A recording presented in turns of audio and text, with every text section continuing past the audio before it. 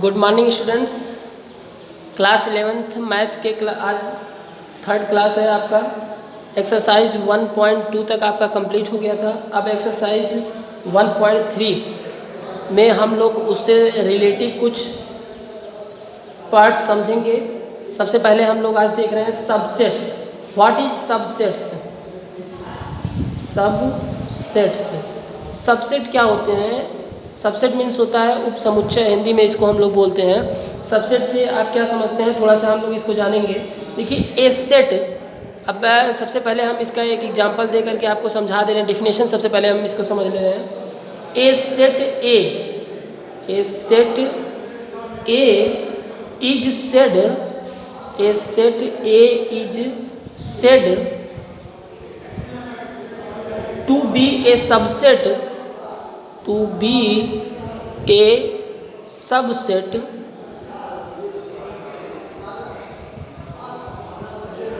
if subset of a set b।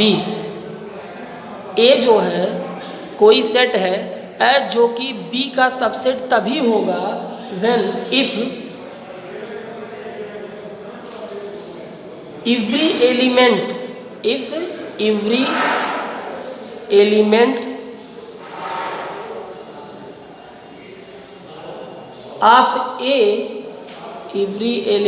of A is also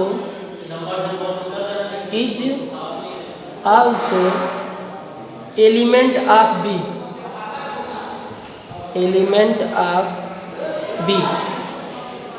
for example हम समझते हैं ए element B का subset तभी होगा जब ए के सभी एलिमेंट बी के भी एलिमेंट हों। यानी ए इज सबसेट ऑफ बी तब हो सकता है जब ए के सभी एलिमेंट बी के हों। यानी फॉर एग्जाम्पल हम यहाँ देखते हैं, एग्जाम्पल हम समझते हैं A is equal to set है 2 3 4, बी इज इक्वल टू आपका सेट है 2 1 2 3 4 5 एंड 6।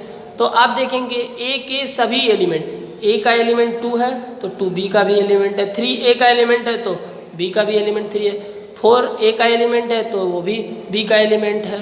तो इसमें हम कह सकते हैं A is subset of B, A is subset of B. A जो है बी का सबसेट है। ठीक, तो अब सबसेट को हम रिप्रेजेंट कैसे करते हैं ये जान लीजिए। सबसेट को रिप्रेजेंट करने का सिंबल क्या होता है? A is subset of B, ये होता है इसका रिप्रेजेंटेशन। क्लियर है?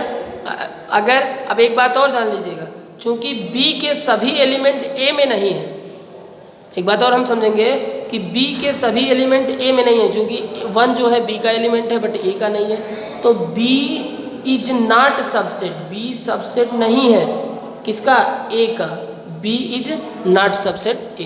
तो इस अकॉर्डिंग हम इस तरीके से सबसेट समझते हैं। नेक्स्ट हम देखते हैं, नेक्स्ट हम लोग एक्सरसाइज 1.3 देखते हैं। वह फर्स्ट है make correct statement by filling symbol subset और not subset in the blank space. अभी आपको समझाया गया कि जो सबसेट है उसको आप सबसेट बनाएंगे, जो नहीं है वो सबसेट नहीं है। 2 3 4 इज सबसेट ऑफ, ये सबसेट है क्योंकि 2 3 4 ये तीनों एलिमेंट जो है ये अगले में सेट में है। ठीक है। सेकंड है आपका ABCD। तो यहाँ देखेंगे कि ABC ए यहाँ पर मौजूद नहीं है, मतलब ए एलिमेंट फर्स्ट सेट में है बट सेकेंड सेट में नहीं है, तो इसको हम कहेंगे ABC is not subset of X such that X। Next देखते हैं हम लोग, थर्ड क्वेश्चन है आपका, X such that X is a student of class 11th of your class. X such that X आपका एक स्टूडेंट है क्लास 11th का। और नेक्स्ट आपका है X such that X student of your school. तो स्टूडेंट्स ऑफ योर स्कूल, जो भी क्लास 11th का स्टूडेंट होगा वो स्कूल का स्टूडेंट जरूर होगा। तो इसका मतलब यह इसका सबसेट है। ठीक, X such that X is a circle in एक प्लेन पर एक सर्कल है, x such that x is a circle in the same plane with radius 1 unit. 1 unit radius के साथ सर्कल है, तो जितने भी सर्कल हैं वो सब 1 यूनिट के ही नहीं होते हैं, तो ये आपका सबसेट नहीं है। नेक्स्ट हम देखते हैं x such that x is a triangle in a plane. X such that x is a rectangle in a plane. जितने भी ट्रायंगल हैं वो सब रेक्टेंगल के अंदर मौजूद होते हैं, ऐसा ज़रूरी नहीं है। तो अब आपका हो जाएगा ये इज नॉट सबसेट। देन इस तरीके से आप इसको सॉल्व कर लेंगे। X such that x in quadrilateral triangle in a plane, x such that x is a triangle in the same plane. उसी प्लेन पर कोई भी ट्रायंगल बनाया जाए तो वह इक्वाड्रिलेटरल हो, ऐसा कोई ज़रूरी नहीं है। जो भी है 6 क्वेश्चन में हम समझते हैं, देखिए जितने भी इक्वाड्रिलेटरल ट्रायंगल होते हैं वो सभी ट्रायंगल कहलाते हैं। तो उसी प्लेन में जितने भी ट्रायंगल बनते हैं उसमें से इक्वाड्रिलेटरल ट्रायंगल अगर होगा तो ये आपका सबसेट कहलाएगा, क्योंकि इक्वाड्रिलेटरल ट्रायंगल सब ट्रायंगल ही होते हैं उसी प्लेन में बना हुआ। X such that x is an even natural number. तो इवन नेचुरल नंबर जितना भी होगा, x such that x is an integers, तो जितने नेचुरल नंबर इवन नंबर होते हैं वो इंटीजर्स जरूर होते हैं, तो ये हो जाएगा आपका सबसेट। नेक्स्ट क्वेश्चन हम देखते हैं। तो यहाँ हम सेकंड क्वेश्चन देखते हैं। देखिए सेकंड क्वेश्चन आपका ट्रू फॉल्स है, ये सब बहुत ईजी है आपका, थोड़ा सा आप ध्यान देंगे। A B is not subset, A B C ये आपका फॉल्स है, क्योंकि ए बी वास्तव में ये इसका सबसेट है, तो ये फॉल्स हो जाएगा। A E is subset. X such that x is a vowel in the alpha in the English alphabet, तो ए ई इंग्लिश अल्फ़ाबेट का वावेल है, ये ट्रू हो जाएगा आपका। 1 2 3 इज सबसेट आप 1 3 5, देखिए 1 2 2 यहाँ पर नहीं है, तो ये आपका फॉल्स हो जाएगा।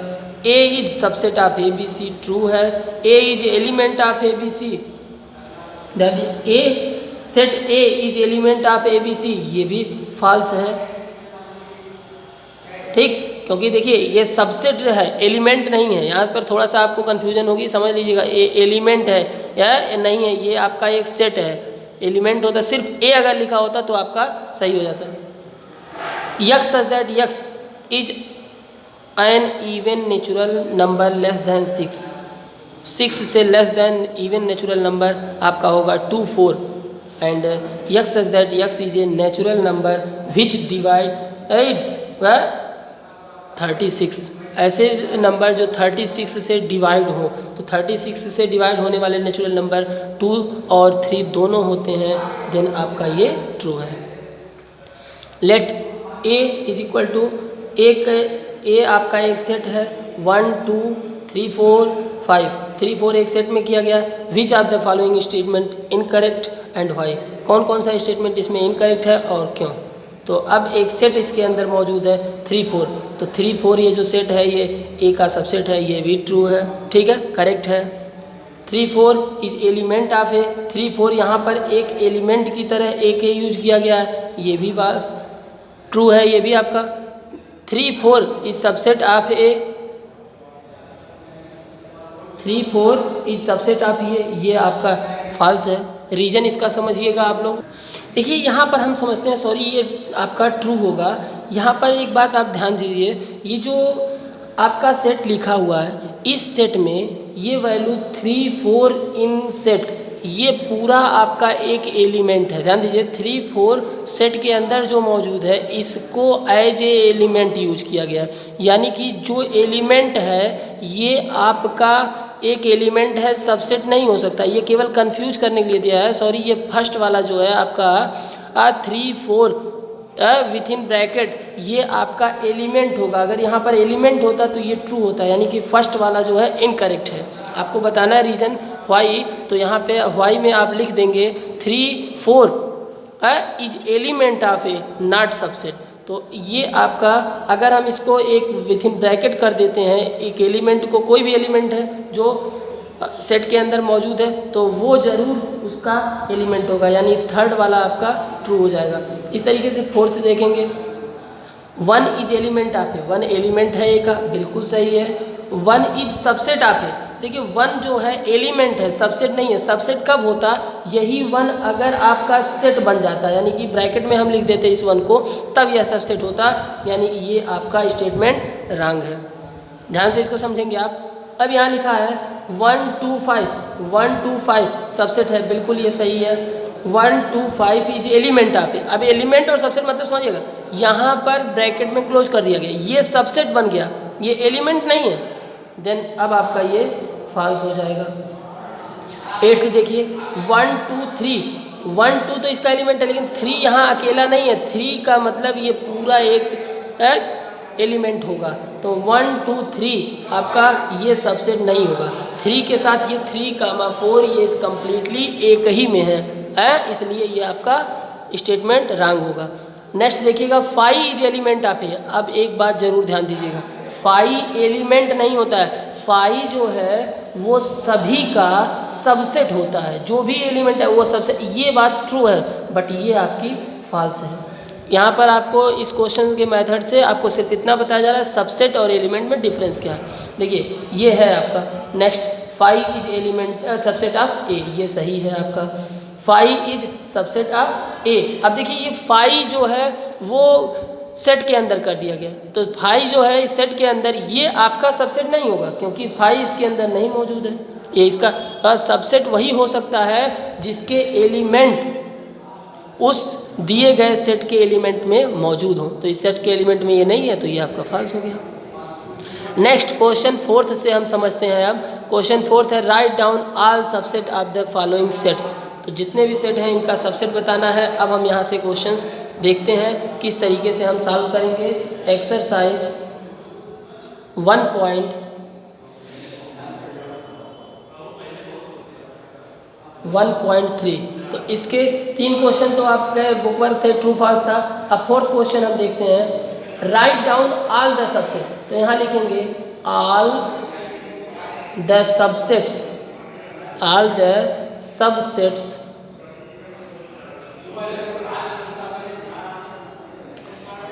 ऑफ, फर्स्ट है इसका ए, सेट ए। सेट ए का सभी सबसेट क्या होगा, आर। देखिए सबसे पहले हम समझते हैं, जब भी हमें टोटल सबसेट लिखना होता है तो सबसे पहले किसी भी सेट का, हर सेट का सबसेट आपका 5 होता है।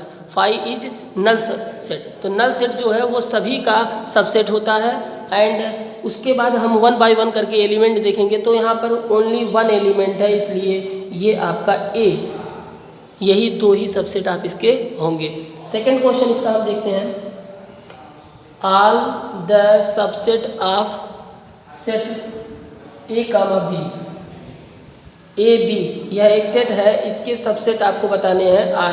तो ध्यान दीजिएगा, यहाँ पर सबसे पहले अभी हमने आपको बताया कि 5 सबका सेट है, तो 5 हो जाएगा आपका। फिर उसके बाद एक एक यहाँ पर सेपरेट करेंगे, तो ए सेट में लिखेंगे ए, यह भी सबसेट हो जाएगा। सेट में लिखेंगे बी, यह भी सबसेट हो जाएगा। सेट में लिखेंगे ए बी। तो ये जितने भी पॉसिबल सेट हैं, यानी कि इस सेट से जितने भी पॉसिबल सेट हैं वो सभी आपके सबसेट कहलाते हैं। और एक बात और जान लीजिए, सबसेट जानने का एक फार्मूला होता है, जितने इसके एलिमेंट हैं उतने की 2 पर आप पावर लगा दीजिए। यानी यहाँ देखिए, यहाँ पर 1 एलिमेंट है तो 2 पर पावर 1, यानी इसके 2 सबसेट्स होंगे। यहाँ इसके एलिमेंट 2 हैं तो 2 पर पावर 2, यानी कि 2 2 जा 4, इसके 4 सबसेट होंगे। अगर कोई 3 एलिमेंट वाला मिलेगा तो 2 पर पावर 3, यानी कि 2 2 जा 4 2 जा 8, उसके टोटल 8 ऑल सबसेट होंगे। एक उसको भी देख लेते हैं हम लोग। थर्ड हम देखते हैं all the subset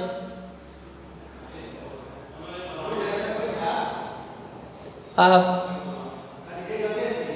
1 2 3 is equal to. तो इसके जब हम आल सबसेट देखेंगे तो आल सबसेट में आपका सबसे फर्स्ट है 5 1 2, सेपरेट सबको लिख देंगे, 3, फिर 2 2 का पेयर बना देंगे, तो ये हो जाएगा आपका 1 2, फिर 2 3, फिर आपका 3 1 एंड नेक्स्ट आपका 1 2 3 सेल्फ। आप चेक कर लीजिए 1 2 3 4 5 6 7 8 टोटल 8 सबसेट होंगे इसमें। 5 तो ये कोई सबसेट नहीं है, केवल 5 लिखा हुआ है तो 5 का सबसेट केवल 5 ही होगा। ठीक, 5 है तो इसका सबसेट भी सिर्फ 5 होगा। ठीक है, देन अब हम लोग सबसेट समझ गए। नेक्स्ट क्वेश्चन हम 5 देखते हैं। देखिए क्वेश्चन नंबर 5 है आपका, how many elements has P A if A is equal to 5। एक क्वेश्चन में पूछा जा रहा है आपका, how many element of P A if A is equal to 5। A means होता है आपका नंबर ऑफ एलिमेंट, किसी सेट में जितने एलिमेंट हैं। अब आप एलिमेंट 5 यानी कि 1 एलिमेंट है।